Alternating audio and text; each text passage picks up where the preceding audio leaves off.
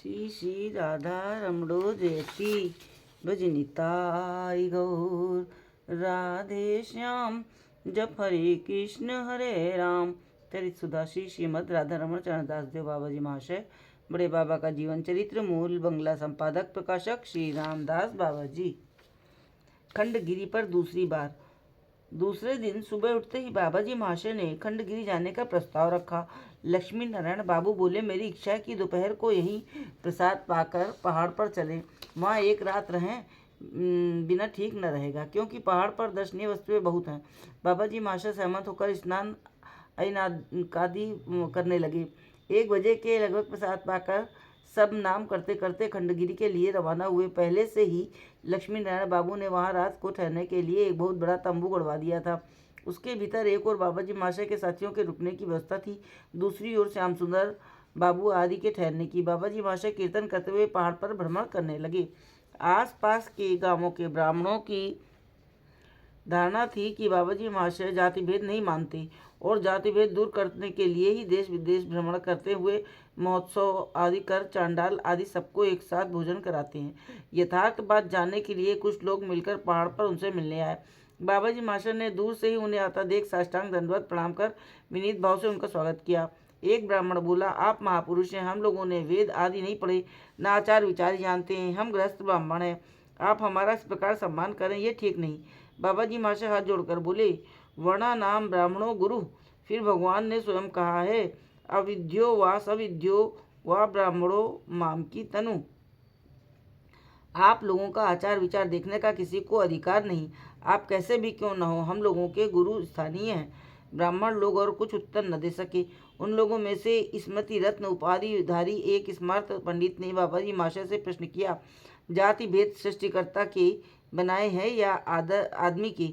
बाबा जी भगवान ने कहा है, चातुर्वर्ण मया सृष्टम गुण कर्म विभागशः।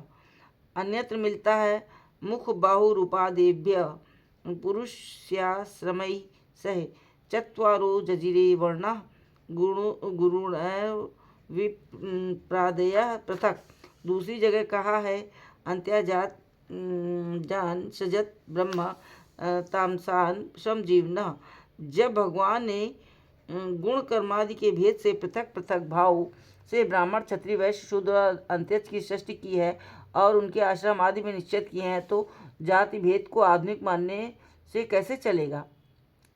स्मृति रत्न। आजकल शिक्षित समाज, यहाँ तक कि बहुत से साधक भी जाति भेद प्रथा को समाप्त करने में लगे हैं।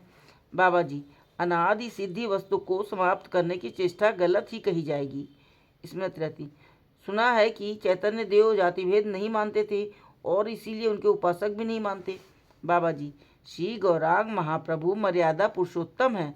संसार में ऐसा कोई पदार्थ ही नहीं जिसे वे न मानते हों, फिर भी वे सारग्राही हैं। शास्त्र का जो सार मर्म है उसी को उन्होंने निरपेक्ष भाव से स्वीकार किया है।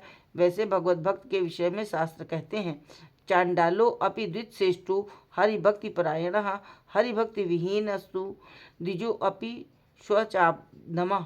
भागवत में कहा है, विप्राद द्विशत गुण युतादर विंद नाभ पादारविंद विमुखात स्वपचम वरिष्ठम मन्ये तदर्पि तमनु वचने हितार्थ प्राणम पुनाति सकुलम न तु भूरिमानः। सभी शास्त्रों का सार मर्म ग्रहण कर महाप्रभु भगवत भक्तों के साथ व्यवहार करते हैं। लोग बाहर से उनके व्यवहार को देखकर समझते हैं कि वे जाति भेद नहीं मानते। स्मृति रत्न। आप लोगों में आहार आदि की जो व्यवस्था है उससे तो नहीं लगता कि जाति जैसी कोई चीज आप मानते हो। मनुष्य तो दूर, आप लोगों में कुत्ते तक की जूठन ब्राह्मण लेते हैं, ये क्या बात है? बाबा जी, भाई, श्री क्षेत्र धाम में जो होता है वो क्या आपने कभी नहीं देखा? देखा नहीं भी तो क्या, आप सुपंडित हैं, शास्त्र आदि की बात जानते हैं। देखिए पद्म पुराण में क्या लिखा है, शुष्कम पर्युषितम वापि नीतम व दूरदेशतः प्राप्त मात्रेण भोक्तव्यम नात्र काल विचारणा। न देश नियमस्तत्र न काल नियमस्तथा प्राप्त मन्नम दूतम शिष्टैर भोक्तव्यम हरिर्ब्रवीत्। कुक्कुराणां मुखात् भ्रष्टं तदन्नं पावनं महत्। कृष्णे निवेदित वस्तुर प्रसाद आख्यान वैष्णवोच्छिष्ट हई महाप्रसाद नाम, स्पर्श दोषे कृष्ण प्रसाद नष्ट नाही है, नष्ट दोष घटाइले नरक निश्चय। इस प्रकार बाबा जी महाशय नाना प्रमाणों द्वारा महाप्रसाद की श्रेष्ठता प्रतिपादित करने लगे। पहाड़ के पास एक गांव में राम उपासक वैष्णव का एक मठ था। वहां सीताराम की सेवा होती थी। मठ के महंत कार्तिकी पूर्णिमा के दिन बड़े समारोह के साथ अपने इष्ट सीताराम की मूर्तियों को लेकर खंडगिरी पर आते थे और रासलीला करते थे। उन लोगों ने जैसे ही सुना कि बाबा जी महाशय संकीर्तन दल के साथ बहुत से लोगों को लेकर खंडगिरी आएंगे और वहां एक रात ठहरेंगे, उन्होंने गांव वासियों को सूचित कर दिया कि उनके ठाकुर भी आज ही खंडगिरी जाएंगे। बहुत लोग आने लगे। एक भद्र पुरुष ने आकर महान जी से पूछा, महंत महाराज, आपकी रासलीला कार्तिकी पूर्णिमा को होती थी ना? महंत, भाई, जब महात्मा वैष्णव लोग पधार रहे हैं तो हमारी वो कार्तिकी पूर्णिमा आज ही है। किसी ने और कुछ नहीं कहा। सभी बड़े उत्साह के साथ ठाकुर को ले चले। अपूर्व आकर्षण, चारों ओर से तरह तरह के गायक दल आने लगे। बड़ी धूमधाम हो गई। जगह जगह कीर्तन होने लगा, कहीं मृदंग के साथ, कहीं पखावज के साथ, कहीं ढोलक और कहीं खंजरी के साथ। चारों ओर दुकानें लग गईं। तरह तरह के खेल तमाशे वाले आ गए। स्थान बहुत विस्तृत था। प्रायः 5,000 व्यक्ति इकट्ठा हो गए। लक्ष्मी नारायण बाबू ने 400-500 व्यक्तियों के भोजन की व्यवस्था की थी। एक तो पहाड़, फिर रात का समय। उन्होंने सोचा था कि बहुत लोग नहीं होंगे, पर अब इतने व्यक्तियों को देख वे लज्जित होकर एक पालकी में जा छिपे। धीरे धीरे रात हो गई। चारों ओर मशालें जलने लगी। नाना प्रकार के गायन वादन और आदमियों के शोर से दसों दिशाएं गूंज उठी। सभी आनंद में मग्न थे। तंबू के भीतर बाबा जी महाशय ने कीर्तन आरंभ किया। सब भीड़ तंबू में सिमट आई। फिर भी वातावरण शांत रहा। सब चित्रपुत्रिका के समान स्थिर भाव से कीर्तन सुनते रहे। रात 11 बजे कीर्तन समाप्त हुआ। श्याम सुंदर बाबू आकर बाबा जी महाशय से बोले, लक्ष्मी नारायण दादा ने 400-500 व्यक्तियों के लायक रसोई कराई है। उपस्थित लोगों की संख्या 5,000 के लगभग होगी। ये देखकर वे तो छिप कर बैठ गए हैं। ठाकुर जी जो भोग लग चुका है, अब क्या होगा? बाबा जी महाशय ने बलराम भ्रमर को बुलाया और कहा, देखो बलराम, जिस जगह रसोई हो रही है वहां जाकर हाथ जोड़कर मां अन्नपूर्णा से कहो, मां करुणामयी, बहुत से भूखे लोग उपस्थित हैं। रात का समय और पहाड़ी जगह है, किसी प्रकार की व्यवस्था संभव नहीं है। अतः ऐसी कृपा करो जिससे इसी सामग्री में सबको पूर्ति हो जाए। इधर सभी को एक साथ बिठा दो और पुजारी लोगों से कहो कि वे दाल, तरकारी, चावल आदि प्रत्येक वस्तु एक ओर से परसना आरंभ करें। मैं भी आ रहा हूँ। बलराम बाबू बिना कुछ सोचे विचारे बाबा जी महाशय के आदेश के अनुसार कार्य करने लगे। इसी बीच बाबा जी महाशय उस स्थान पर जहाँ भोग लगाया गया था पहुंचकर प्रेम गदगद कंठ से जय निताई कह हुंकार कर पुजारी लोगों को अभय देते हुए बोले, भाई निताई चांद को कृष्ण से कोई अभाव नहीं रहेगा। निताई चांद की कृपा से कोई अभाव नहीं रहेगा। माँ जानवा को याद कर एक ओर से परसना आरंभ कर दो। इतना कह के वे पंगत के बीच चले गए। पत्तल देते समय देखा कि पत्तलें कम है। उपस्थित दुकानदारों को वहाँ जितनी पत्तलें थीं मंगा ली गईं। जो भी बिना पत्तलों के रह गए वे मिट्टी के पात्र लेकर अथवा कपड़ा बिछा कर महाप्रसाद पाने बैठ गए। पूर्वोक्त ब्राह्मणों से बाबा जी महाशय ने पूछा, इतनी रात में आपका घर जाना तो कठिन है, कुछ जलपान के लिए मंगा दिया जाए? ब्राह्मण एक साथ बोल उठे, आपने अभी महाप्रसाद के महात्म्य की चर्चा की है, फिर हमारे लिए जलपान अलग से क्यों मंगाने को कह रहे हैं?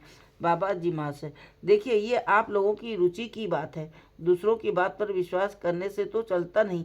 आप कृपा कर जैसा आदेश करें वैसी ही व्यवस्था की जाए। ब्राह्मण महाप्रसाद पाने के लिए राजी हो गए।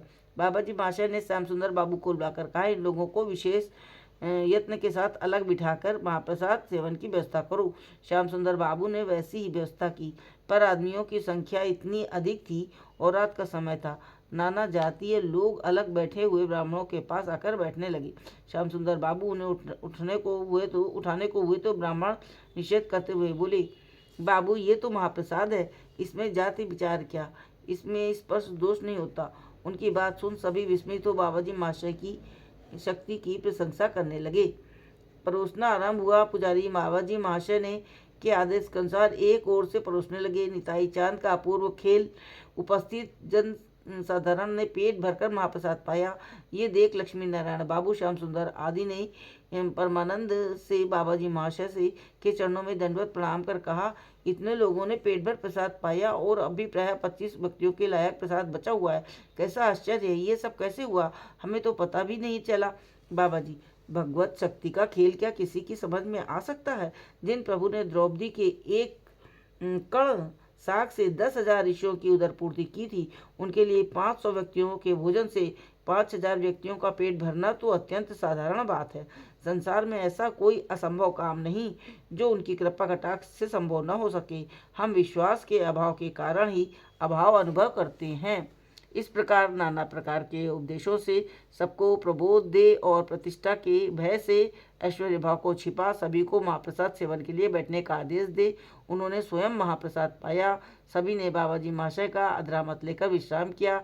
आगंतुक लोग भी उस रात वहीं रह गए। उन्होंने आमोद प्रमोद में रात्रि व्यतीत कर दी। जय हो बड़े बाबा की जय। जय श्री राम।